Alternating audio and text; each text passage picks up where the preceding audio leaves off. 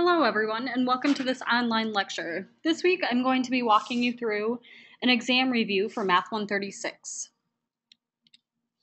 So the first thing I want to talk about is solving equations. So there are a few kind of basic rules that we have to abide by when we're solving equations.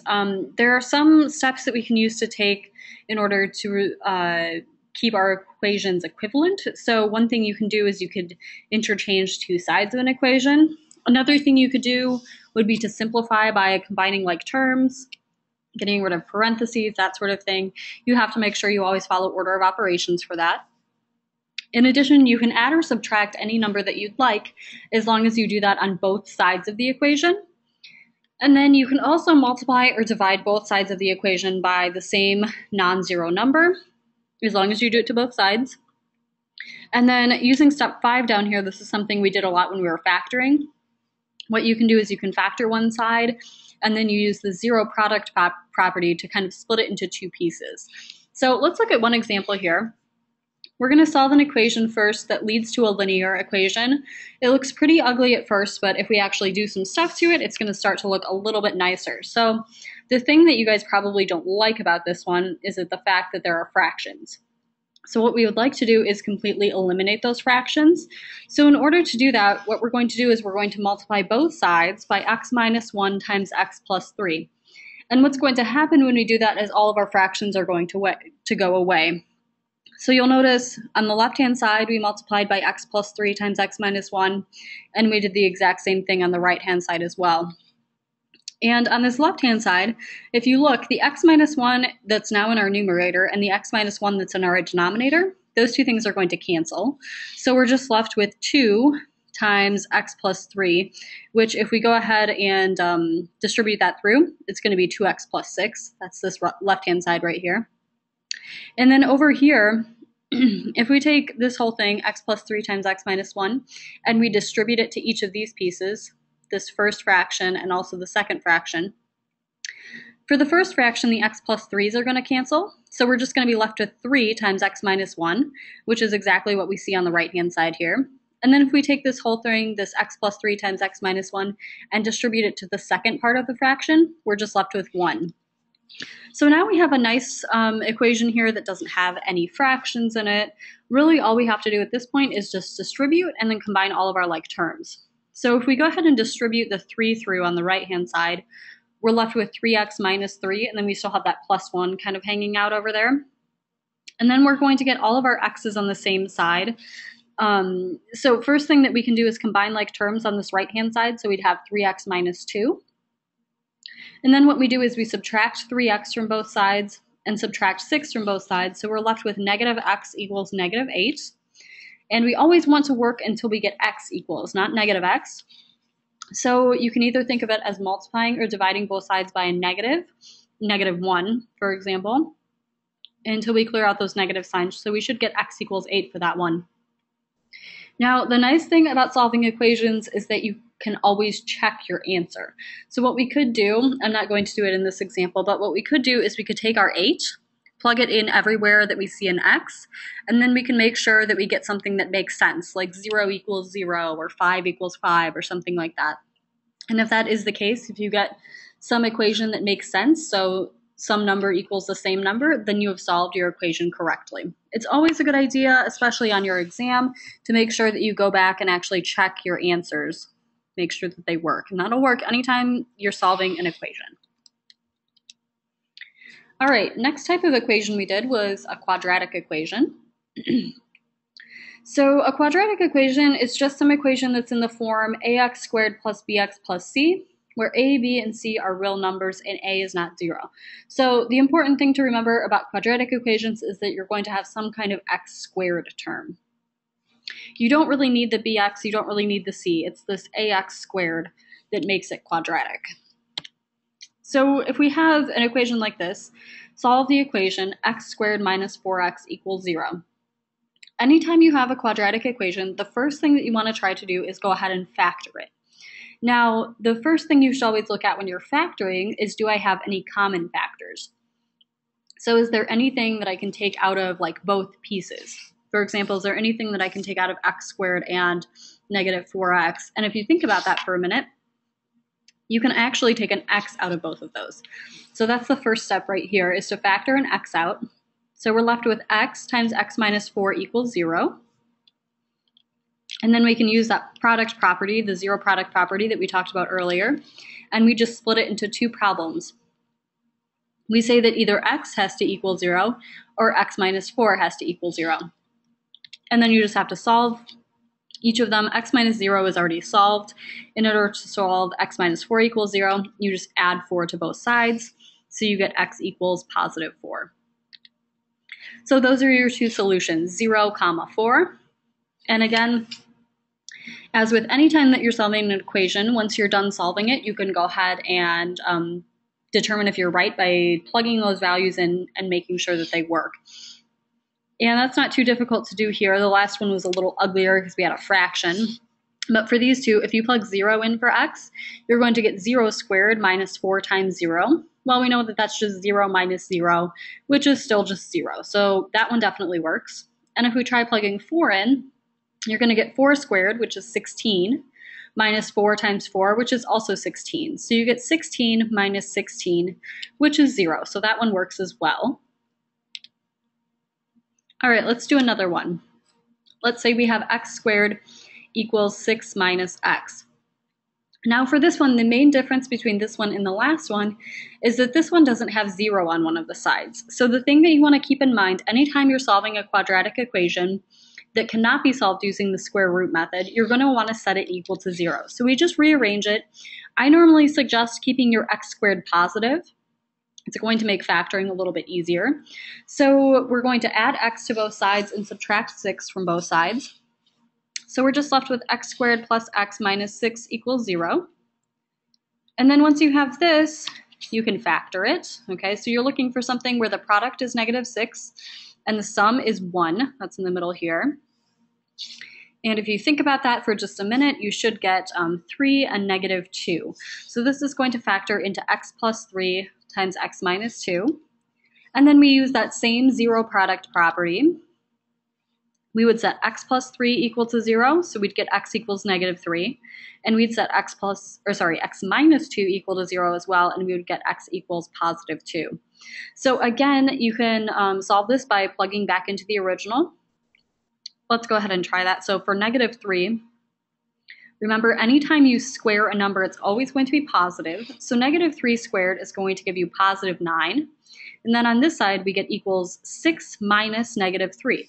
Now, if you remember, minus a negative actually turns into positive or plus. So we really have 6 plus 3, which is also 9. So we get 9 equals 9, which is an equation that makes sense. We can also plug in 2. So we'd have 2 squared, which is 4, and we'd have 6 minus 2, which is also 4. So we'd get 4 equals 4, so that one works as well. And then we write the solution set as negative 3, 2, and those are written in curly brackets. Okay, now occasionally when you have a quadratic equation, it's not factorable. So when it's not factorable, you have to use something called the quadratic formula, which is given in this blue box down here. This is something important that you need to know.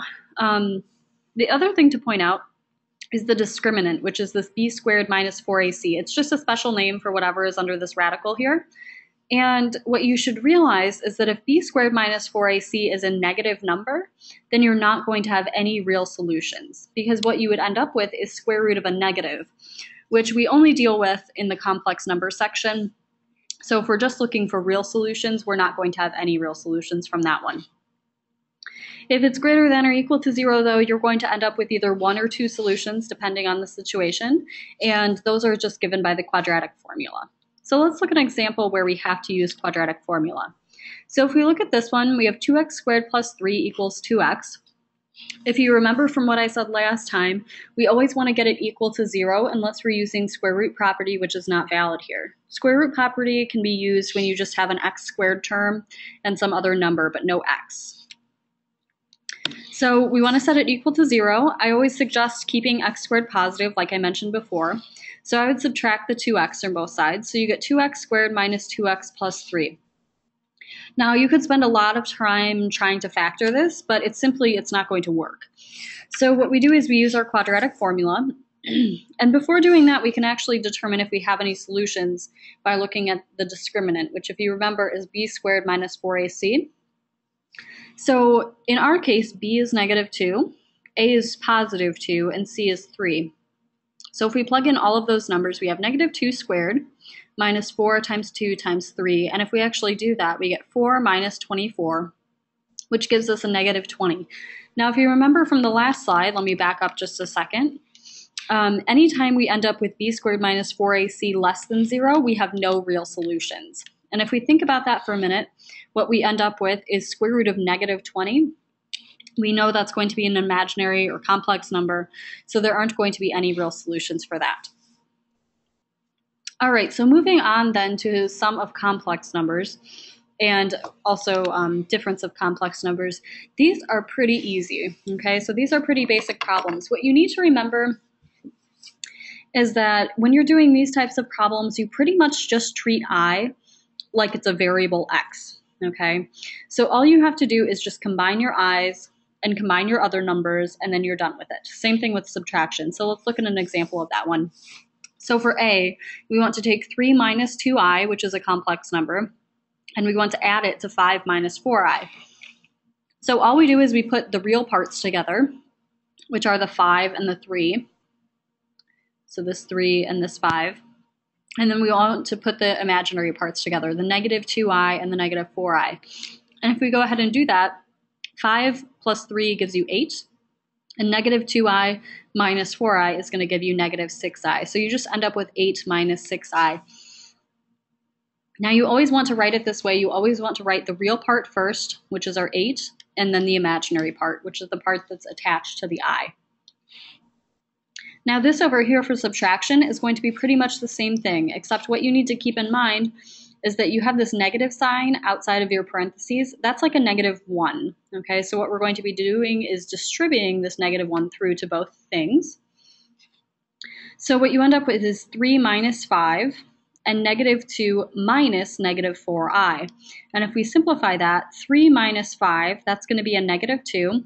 And -2 minus -4i is going to be -2 plus 4i, which gives you a +2i. So your answer there is going to be -2 plus 2i. So again, we write it in the same order that we did this one over here, which is where we have our real part in front, which is our -2, and then we have our imaginary part second. The other thing I want to point out about imaginary units is that I squared is -1. So you should never end up with I squared in your actual answer that you're plugging into MyMathLab. Anytime you have an I squared, what you want to do is replace that with a -1. This typically comes up anytime you are multiplying complex numbers. So the thing you want to remember about multiplying complex numbers is that all you're really doing is just FOIL, okay? So let's walk through this one. We have 3 minus 2i times 5 minus 4i. So what we do is we take our first terms, so our 3 and our 5, and we multiply those. And then we take our outer terms, which are 3 and -4i, and we multiply those. That's done right here. Then we take the inside terms, which is -2i and +5. We multiply those. And finally, we take the last terms, which are -2i and -4i, and we multiply those as well. And then we just have some simplifying to do. So 3 times 5, that gives you 15. 3 times -4i is going to give you -12i. -2i times 5 is going to give you -10i. And this is kind of the tricky one. -2 times -4 gives you +8. And then I times I gives you I squared. Now, this is not your final answer. What you need to do is you need to make sure that you combine like terms. And then if you remember the last thing that I said, anytime you see an I squared, you never want that to be part of your answer. You always want to take your I squared and replace it with a -1. So what we do here is we go ahead and combine our i's, because those are like terms. So we have a -22i. So we still have our 15. We have a -22i. And then what we've done is we've taken our I squared and we've replaced it with a -1. And then we have more like terms to combine, because now we have a 15 and a -8. So together those make 7 minus 22i. So here's the rule right here, product of complex numbers. I wouldn't suggest memorizing this. I would just make sure that you know how to FOIL things and then just follow the same rules. And then you just need to remember that I squared is always going to be a -1. All right, now we move on to solving some other types of equations, which in our case was a radical equation. So a radical equation is anytime you have something like a square root or a cube root or a fourth root, anything like that. So the basic idea with solving radical equations is that you want to get the radical by itself, and then you want to get rid of the radical by doing kind of the opposite function. So let's see what's done here. So the first thing we do is add 2 to both sides, because that's going to get rid of this -2 on this side, and it's going to get our radical by itself. So now we have cube root of 3x minus 1 equals 2. Now, in order to get rid of cube root, you have to kind of think, all right, what is the opposite function that gets rid of that? If we were doing square root, then we'd square both sides to get rid of this. But instead, here we have cube root, so we cube both sides. So we raise both sides to the 3rd power. And if you'll notice, cube root and cube, those are just going to cancel. And then we have 2 cubed, which is just 8. So we're left with 3x minus 1 equals 8. Now this is just a nice linear equation that we can solve. We add 1 to both sides, so we get 3x equals 9. And then divide by 3, so we get x equals 3. And fortunately, just like any other equation, we can always substitute this back in and check. So if we take our 3 and we plug it back in, we're going to get 3 times 3 minus 1. So 3 times 3 is going to give you 20, let's see, we'll have, 9 minus 1, which is going to give you 8. So we have cube root of 8 minus 2. Well, if you remember, cube root of 8 is actually just 2. So we have 2 minus 2 equals 0, so that one works. So our solution set is just 3. All right, here we have one that doesn't look quite as nice. But the nice thing about this one is that the square root is actually already by itself, which is exactly what we want. So we've already gotten square root by itself, so now what we need to do is just get rid of the square root. So if you think about that for a minute, in order to get rid of square root, we actually just square both sides. So we take both sides and we square it. On the left-hand side, we're just going to get x plus 1 because the square root and the square are going to cancel. And then on the right-hand side, if it confuses you to think about it just like this answer, x squared minus 2x plus 1, one thing you can do is you can write it out the long way. It would be negative x plus 1 times negative x plus 1, and then you can FOIL.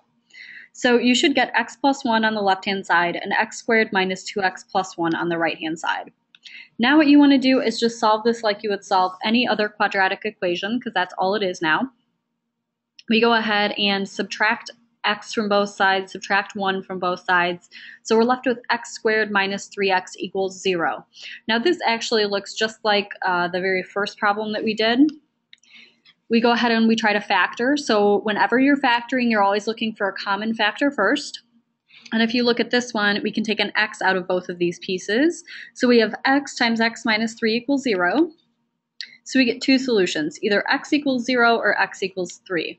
Now, the really important part about this is all of the checking of our equations so far has been not mandatory, just suggested. But when you're solving radical equations, typically if you only end up with one answer, then that one's going to work. But if you end up with two solutions, then most of the time one of them is going to be something called extraneous. So if we want to check our 0, all we do is we plug 0 into here, so we get 1 equals 1. And then if we check our 3, we're going to get square root of 3 plus 1, that's just 2. And then we have negative 3 plus 1, which is negative 2. 2 is not the same thing as negative 2, so that one doesn't work. So the x equals 3 is actually extraneous. So in my math lab, when you're doing this type of problem, the only solution that you have is actually just x equals 0. So you just put it in as 0. So anytime you have a radical equation, I would always suggest to check your answers, but especially when you have two solutions, a lot of the times one of them is going to end up being extraneous. So please make sure you check all those all the time. Okay, we also learned how to solve inequalities. So if we have something like 4x plus 3 is less than 2x minus 1, we want to go ahead and solve this and then graph our solution set. So you want to get your x's so they're on the same side, and you want to get your other numbers so that they're on the same side. So the first thing that we did here is we just subtracted 3 from everywhere. You just do this basically the same way as if you had an equal sign. The only thing you have to remember is if you multiply or divide both sides by a negative number, then you have to flip your sign. So what we're left with is 4x is less than 2x minus 4. And then we subtract 2x from both sides. I always suggest leaving the x on the left-hand side. I think it's a little bit easier to see. So we're left with 2x is less than negative 4. And then we just divide both sides by 2, just as we would with an equation. So we get x is less than negative 2. So there are 2 different ways to write this. If you're asked for set builder notation, then it's going to be this. And this, if you're reading it, reads as x such that x is less than negative 2. Or if it's asked for an interval notation, then it's going to be negative infinity to negative 2. The reason that there's a parenthesis at negative 2 is because negative 2 is not actually included in your solution set. Here it's also shown on a number line. So at negative 2 we have a parenthesis. You could also use an open dot here. That would mean the same thing. Basically we're not including negative 2 and we're taking all of the numbers that are less than it. So we're taking all the numbers to the left. We also did something called combined inequalities. And this is where we had a left-hand side, a right-hand side, and we had like a middle piece. Now you pretty much do the same thing that you do with any other inequality. But the basic idea is that you want to keep x in the middle, and you just want to be left with x in the middle by itself at the end. So the first thing I would suggest here is, because we have this fraction, you guys probably don't like fractions, so we want to go ahead and clear those, get rid of the fraction. So if we multiply everything by 3, that will get rid of our fraction. So we're going to have 3 times 1, and then we're going to have 3 times this whole middle thing, and then we're going to have 3 times 3. So if we go ahead and do some simplifying, 3 times 1 is just 3. This middle part is just going to be the 5 minus 2x, and then we get less than or equal to 9. So this looks much nicer. We still would like to get x by itself though, and we want to leave x in the middle. So my suggestion is first get rid of this number, this 5 here, by subtracting 5 everywhere. Now, whatever you do to the middle, you have to do to the left and to the right. So if we subtract 5 from the middle to get rid of it here, we're going to have to subtract 5 from 3 and subtract 5 from 9. So if we do that, we get negative 2, less than or equal to negative 2x, less than or equal to 4. And then just as you would solve an equation, you would divide everything by negative 2. Now the thing that you need to keep in mind is that anytime you divide by negative 2, or any negative number, if you do it to both sides, you have to flip your inequality. So if you notice here, these were written as less than or equal to, and they became greater than or equal to signs over here when we divided by a negative. So negative 2 divided by negative 2, that's on our left-hand side. That's just a positive 1. This is just x. Now x is in the middle by itself, just like we want. And then we have greater than or equal to 4 divided by negative 2 is negative 2. A slightly nicer way to write this would be to rearrange it so that you have the smaller number on the left. So these two lines right here, this 1 is greater than or equal to x, which is greater than or equal to negative 2, is equivalent to this line down here, which says negative 2 is less than or equal to x, which is less than or equal to 1. Now, just like the last inequality, there are 2 ways to write this, so you need to make sure that you pay very close attention to what MyMathLab wants. If they want set builder notation, then they want this that's written on the left-hand side here, where you have x such that x is between negative 2 and 1, and it's inclusive. Another equivalent way of writing that would be negative 2, comma 1, and brackets everywhere because those numbers are actually included. In addition, we can also draw this on a number line. We're going to have negative 2 and 1. We're going to have brackets there or closed dots. And then we're going to shade in between because we want all of the values for x that are in between those 2 values. Okay, there are also some types of problems where we have like rates that we need to combine, and we need to create some kind of an equation for them. Okay, so let's walk through this scenario. Let's say that the manager of a Starbucks store decides to experiment with a new blend of coffee. She's going to mix some B-grade Colombian coffee that sells for $5 per pound and some A-grade coffee that sells for $10 a pound. And what she wants is she wants to make 100 pounds of the new coffee, and then she's going to sell it for $7 a pound. And there should be no difference in the revenue of selling the new blend versus the other types. So we want to know how many pounds of the B grade Colombian coffee and the A grade coffee are required. So how much of each should she use? So what you need to do is you need to create a nice little equation. So you're going to just let X equal the number of pounds of one of the two, in this case, they chose B. So grade B coffee is going to be X. If we want to make a total of 100 pounds, then what we need to do is we need to take 100 minus X to get the number of pounds of grade A coffee. And then we know that together there are 100 pounds. So let's look at this next one. This has the same picture at the top. So grade B coffee is $5 a pound, and we are going to use X pounds. Grade A coffee is $10 a pound, so it's a little more expensive, and we're going to use 100 minus X pounds because together we'll get to the 100 pounds. And then we're going to sell it for $7 a pound, and we're going to make 100 pounds. So we have these prices, the number of pounds, and then we have our total. So what we need to do is we need to set ourselves up a nice little equation. So what we're going to do is we're going to take 5, that's the cost per pound of grade B coffee, and multiply it by the number of pounds. So that's going to be 5 times X. And then we're going to take our $10 and we're going to multiply by the number of pounds that we use for grade A coffee, which is going to be 100 minus X. And then that's going to be equal to our total, which is the $7 times the 100 pounds.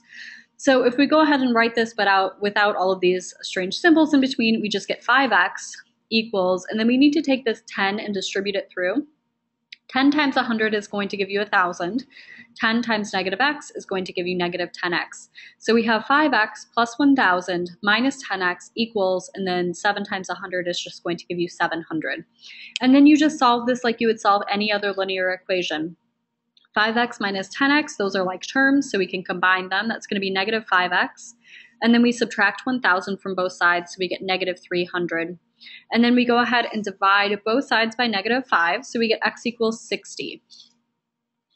So what that means is that the manager should use 60 pounds of grade B coffee and 40 pounds of grade A coffee if she wants to make a mixture that is worth $7 per pound. Okay, the next thing is using the distance formula. So if we want to find the distance between 2 points, what we need to do is we need to use this nice little equation that just popped up at the bottom here.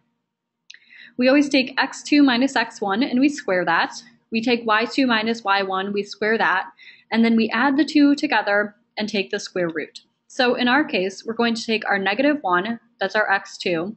We're going to subtract our 2, that's our x1, and we're going to square that.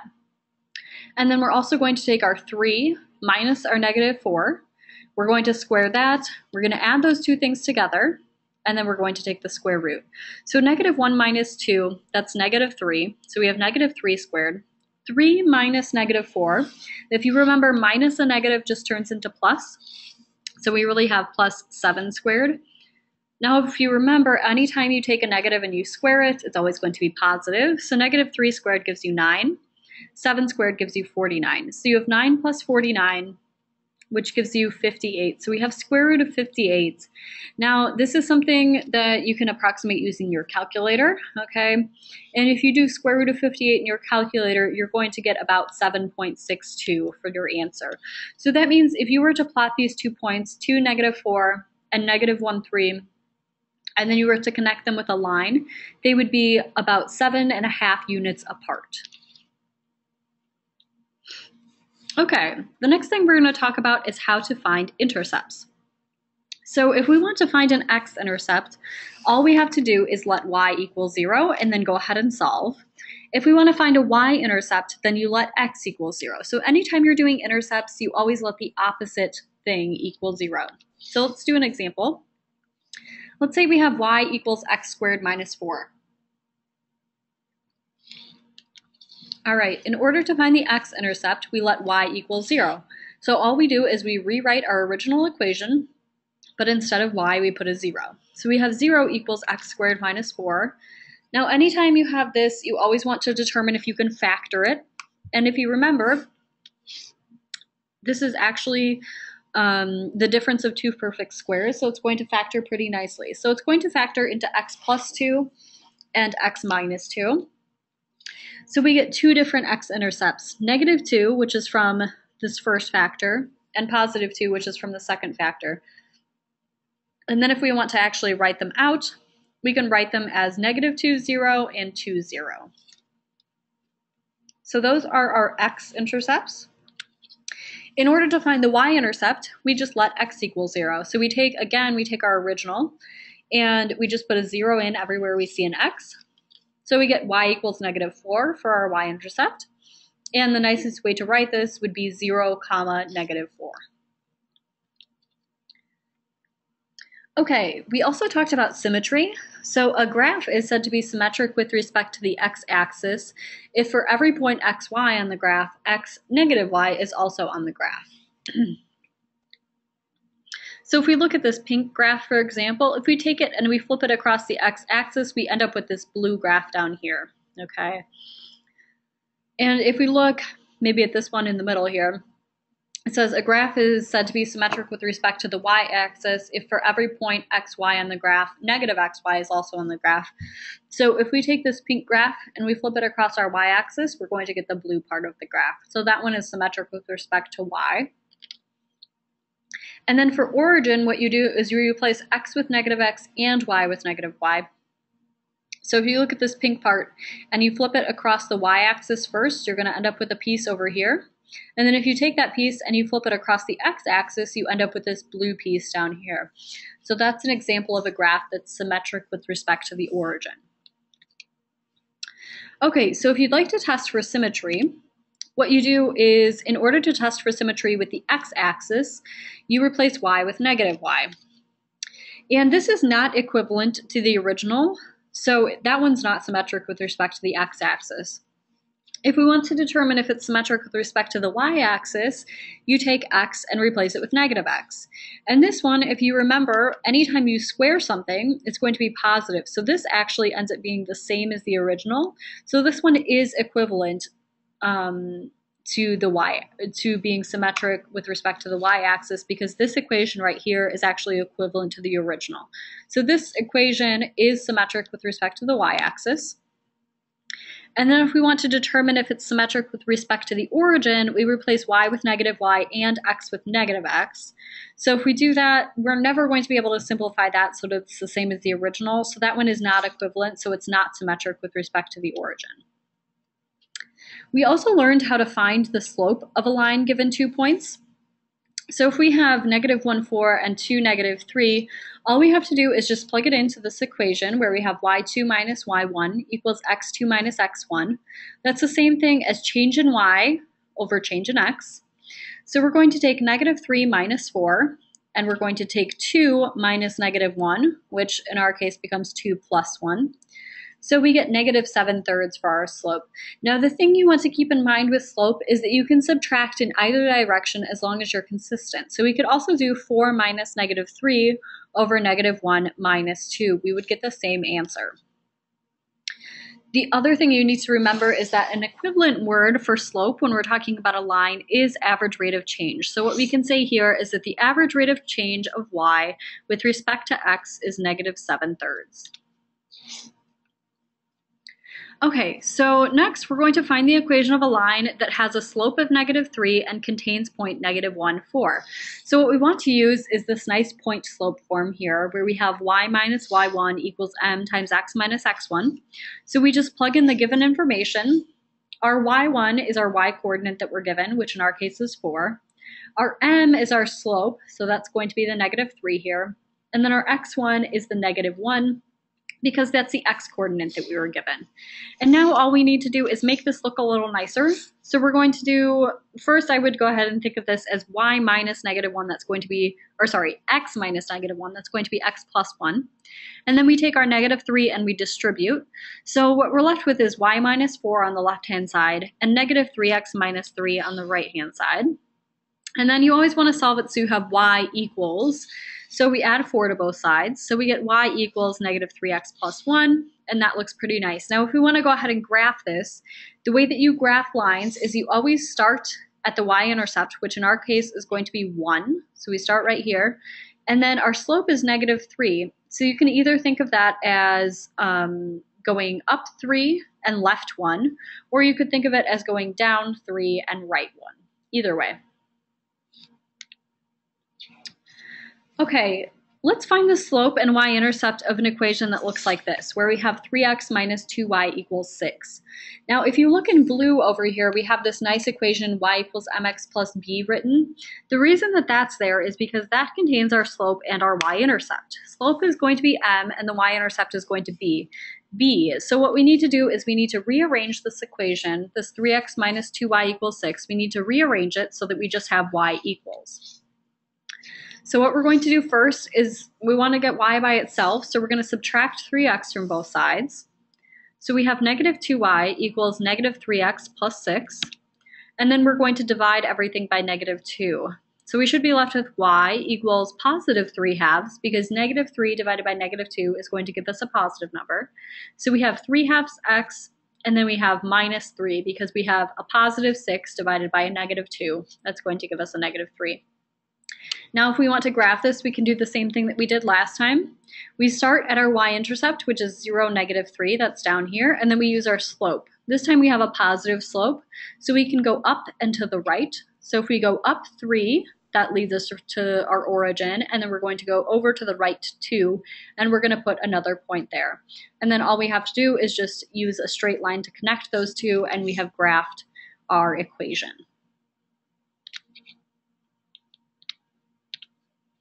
Okay, another thing that was done in this class is the equation of a circle. So you have to remember that a circle is just a set of points that are a fixed distance away from another point.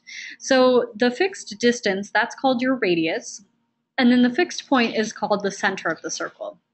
So we do have a standard form for an equation of a circle with a radius r and a center of hk, and that is x minus h squared plus y minus k squared equals r squared. Now there is also a very nice standard form of an equation of a circle where we have radius r, but the center is at the origin, which is 0, 0. So in order to get from the red box to the blue box, if you plug 0 in for h and 0 in for k, you're going to get this blue box down here. So it's really just x squared plus y squared equals r squared if you are centered at the origin. So if we have something like this here, so if radius is 1 and the circle whose center is at the origin is called the unit circle, it's going to have some kind of equation that looks like this: x squared plus y squared equals 1. So this is our unit circle. And what that means is that the center is just at 0, 0, and then it has a radius of 1. So it looks something like this. All right, let's look at one that's a little bit different. Let's say we want to write the standard form of the equation of the circle that has a radius of 4 and a center of 2, -4. So what we need to do is we need to plug in the stuff that's given. So h, that's going to be the x coordinate of your vertex, of your center, which in our case is 2. So we have x minus 2 squared. And then this k is going to be the y coordinate of your center. So we have y minus -4. Now you'll see here it's just written as y plus 4, because anytime you have minus a negative, that's going to be positive. And then on this other side, we have equals r squared. So in our case, we have 4 squared, which is just 16. So this is going to be the equation of our circle right here. Okay, the next thing that we talked about was functions. So if x and y are two non-empty sets, then a function from x to y is a relation that associates each element of x with exactly one element of y. So let's look at a couple of examples and determine if these are actually functions or not. So if we look at A, we have points 2, 3, 4, 1, 3, -2, and 2, -1. So this one is not a function because the element of 2 is assigned to 3 and -1. So if you notice here, we have two values where x is 2 and we have different y values out. So that one is not a function. If we look at this next one though, this one is fine because we have different x values all the way across, okay? So we don't run into any issues. Now this one here, if you look, we have an issue here as well because 4, when x is 4, we get two different y's out. We have 3 and -3. So the element 4 is both assigned to 3 and -3, so that one is not going to be a function. The next thing that we learned how to do is how to find the domain. So we run into two major issues when we're talking about domain. The idea with domain is that it's all the x values that we're allowed to put in so that we get some valid y value out. So we always kind of start with all real numbers and then limit it from there. So if we have a denominator, we know that we're never allowed to divide by 0. So we always need to exclude those numbers. And then if we have a square root or a fourth root or a sixth root, any even root, we know that we cannot have negative numbers over there. So we need to take whatever is under a root and set it greater than or equal to 0. So let's look at these.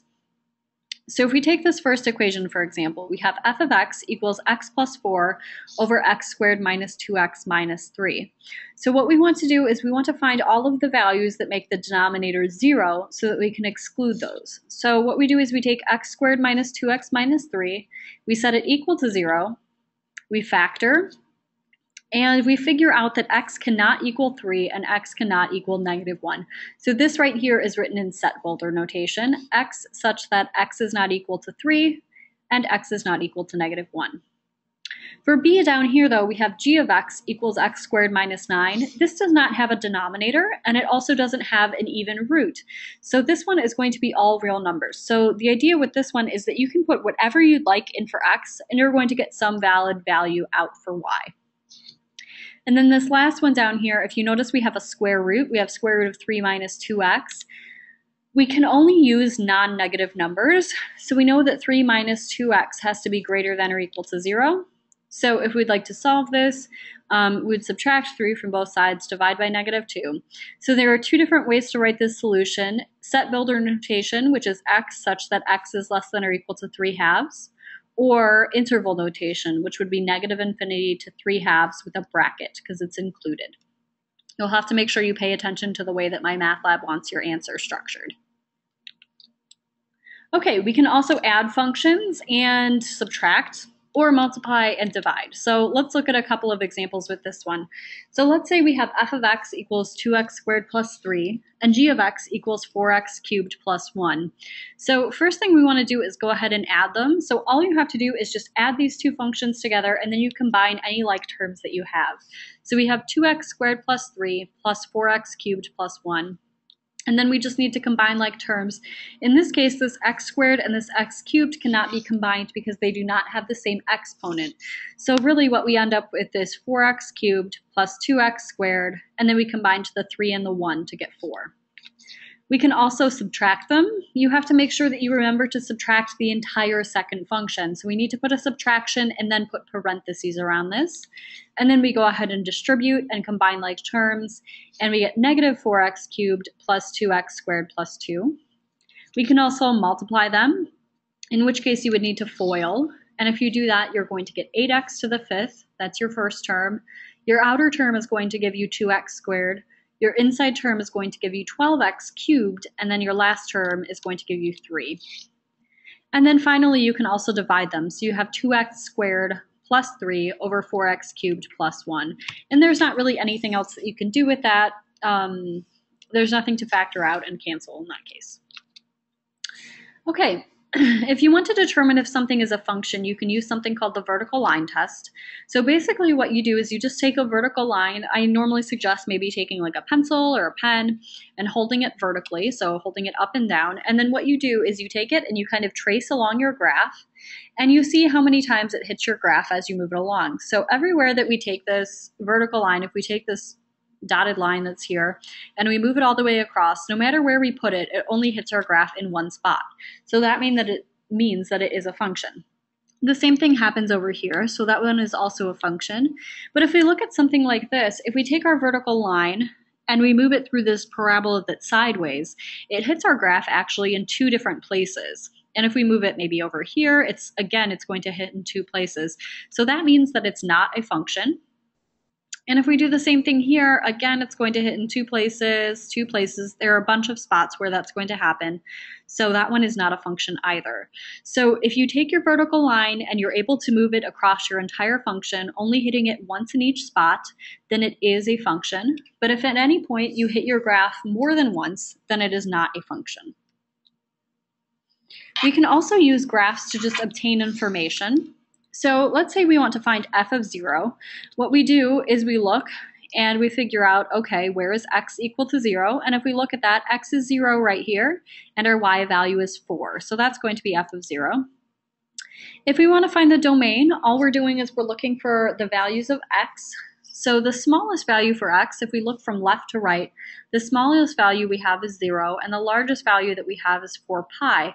So again, there are two ways to write this. Either x such that 0 is less than or equal to x, which is less than or equal to 4 pi, or 0 to 4 pi with brackets. Range is going to be y values. So what you do is you look from the bottom to the top. So if we move our way up, -4 is the smallest y value, and +4 is the largest y value. So these are the two different ways that you can write the range. We also want to list the intercepts, and those are highlighted here. There's a green one, 0, 4, another one at pi over 2, 0, a third one at 3 pi over 2, 0, a fourth one at 5 pi over 2, 0, and then a fifth one at 7 pi over 2, 0.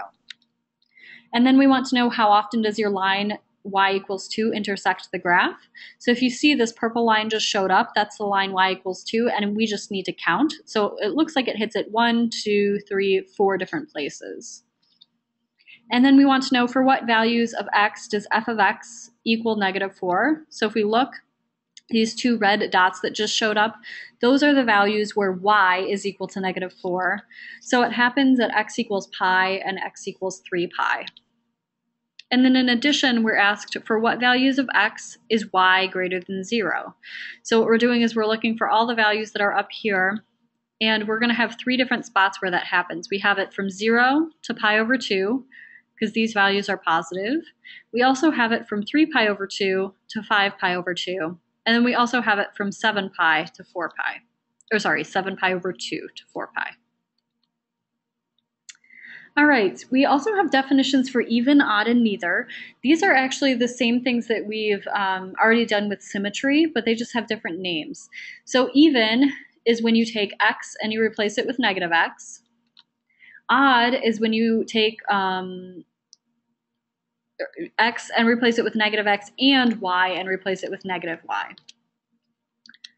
So if we want to determine if these are even, odd, or neither, what we need to do is we need to make sure we understand our symmetry. So for this one, if we take this first function, it's actually going to be symmetric with respect to the y-axis, which is the same as saying that it's an even function.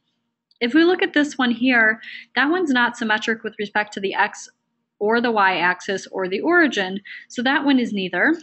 And then if we look at this one over here, this is actually symmetric with respect to the origin, which means that it is odd. An easy way to remember that odd and origin are the same is they both start with O's. And then even goes with the y-axis. Those are also both vowels. There's no special term that we've learned for symmetry with respect to the x-axis. We can also determine this algebraically. So what we would do is we're going to replace x with -x and simplify. And that does not match with the original. And then what we do is we take x, replace it with -x, and we take y and replace it with -y. And this one actually works. This first one, f of x equals x cubed plus 5x, that one is going to be odd. It's symmetric with respect to the origin. This one, we're going to take x, replace it with -x, and that actually is the same as our original, so that one's going to be even. And then for this one down here, we take x, replace it with -x, and then we take y and replace it with -y, and nothing works. It's not symmetric with respect to the y-axis or the origin. We also can analyze something called a piecewise function, and this is just a function that is defined differently based on the interval that you're in. So if we look from x is -1 to 1, we have a certain value. We have -x plus 1. But if x is equal to 1, then we have a y value of 2. And if x is greater than 1, then we have a value of x squared. So in order to evaluate these, we need to figure out what interval we're in.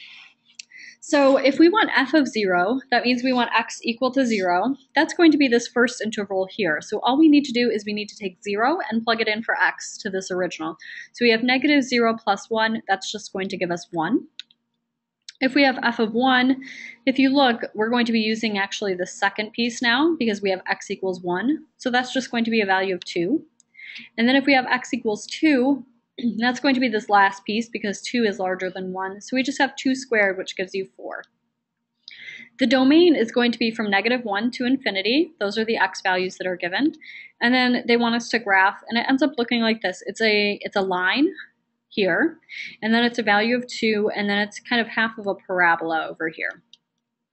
And if we look, our range is actually going to be from 0, and it's not included because it's an open dot, up to infinity. Now, there are a set of functions that you need to have memorized from section 3.4, and I'm just going to go through them very quickly. This is just kind of a reminder that you do need to know these. You have a constant function, which is just a horizontal line. You have an identity function, which is just a line that goes right through the origin and creates like a 45-degree angle with your axis. You have the square function, which is just y equals x squared. That's just a parabola or a U shape. You have the cube function, which is just y equals x cubed, and that looks like kind of like a sideways S sort of that's sort of elongated. We have a square root function, which looks like half of a sideways parabola, okay.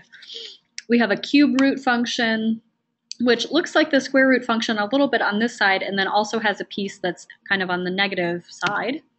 We have something called the reciprocal function, which has 2 pieces to it. Absolute value function, which this one's easy to remember because absolute value has the letter V in it, and the shape is actually a V.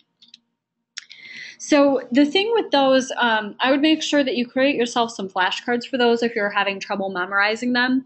I would suggest putting the equation on one side and the picture on the other. It's really important that you know which is which, because in section 3.5, what we actually did is we did some transformations with these.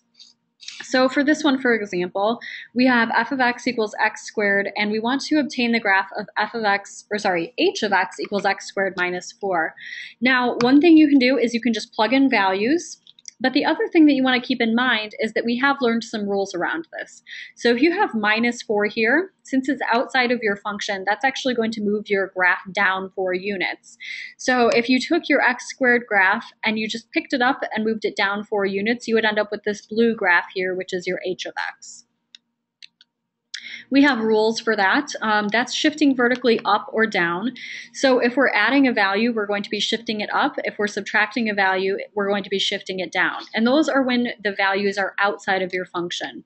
We also have them where they're inside of our function. And if you look at that right here, that's like where we have our minus 2, but it's kind of inside of our square. So that's actually going to shift things either to the right or the left. This is the one that I like to say is a little bit counterintuitive. So since we have this minus 2 here, that actually shifts it to the right 2.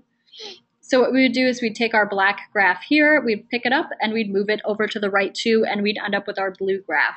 Now the other thing that you can always do if you're not sure is go ahead and pick some points and see what works, and that's what's done on the left-hand side here. If we have x plus 4, this again is inside. And this is the one that I said is a little bit counterintuitive. Since it's plus 4, that actually moves it to the left. So you end up with this blue graph over here. And then we can also combine these shifts. So if you think about it, this plus 3 that's inside, that's actually going to move it to the left 3, which is what's done right here. And then this minus 5 actually moves it down 5. So what we do is we take our original graph, which is shown all the way on the left here, we move it to the left 3, and then we take that new graph and we actually move it down 5. We can also vertically stretch things, which basically takes it, picks it up, and stretches it out so it elongates it.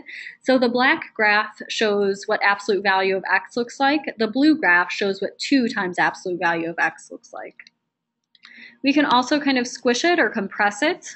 So if you take the black graph, y equals absolute value of x, and you compress it a little bit, you get y equals 1/2 times absolute value of x. In addition, we can reflect our graphs.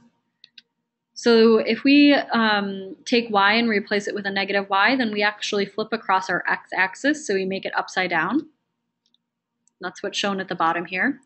And then if we take x and replace it with a negative x, then we actually are flipping across our y-axis. So it's always the opposite, and that's shown at the bottom here. So we can have somewhere we have more than one thing happening at once. So let's start with this right here where we have x plus 1. This is actually going to move it to the left by 1. And then what we've done is we've replaced x with a negative x. So we flip our new graph around the y-axis. And then we take our new graph, and this plus 2 actually moves it up 2. So we end up with something that starts at 1, 2, and kind of goes over to the left. We're going to end here with graphing a linear function.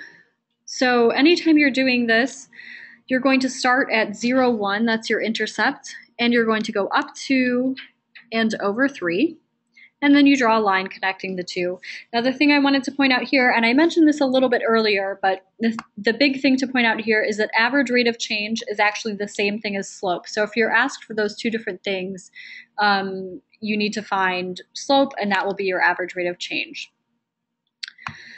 We can also do something where we take our parabola and we locate the vertex and the axis of symmetry without actually graphing. So first thing we want to do is you need to remember that in order to find the coordinates for your vertex, you take opposite of b over 2a and f of opposite of b over 2a. So we get 3/4 and 7/8.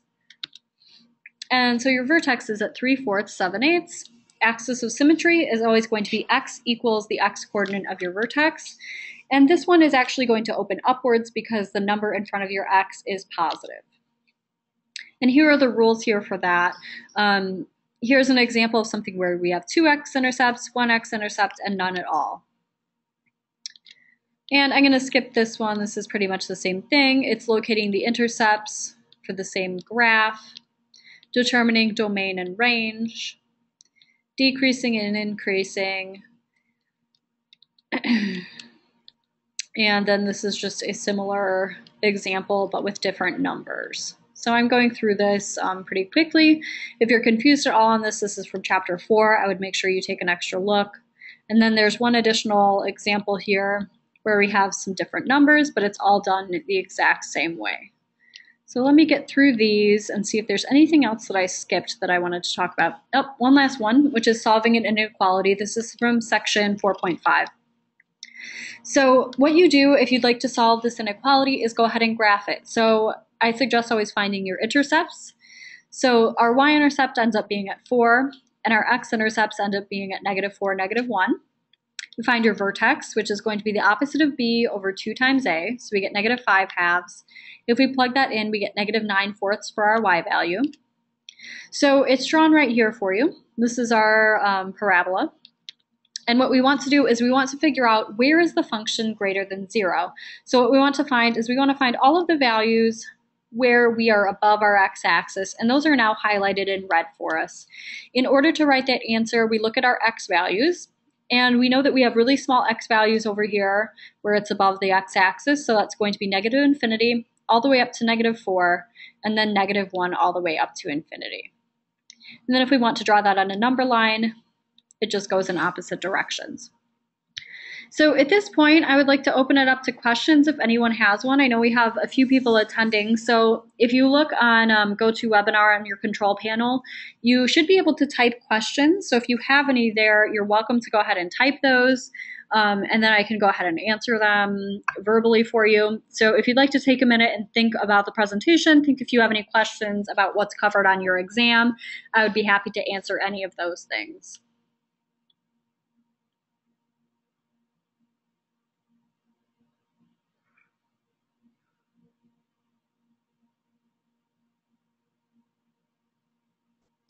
Okay, so it doesn't look like anyone is typing.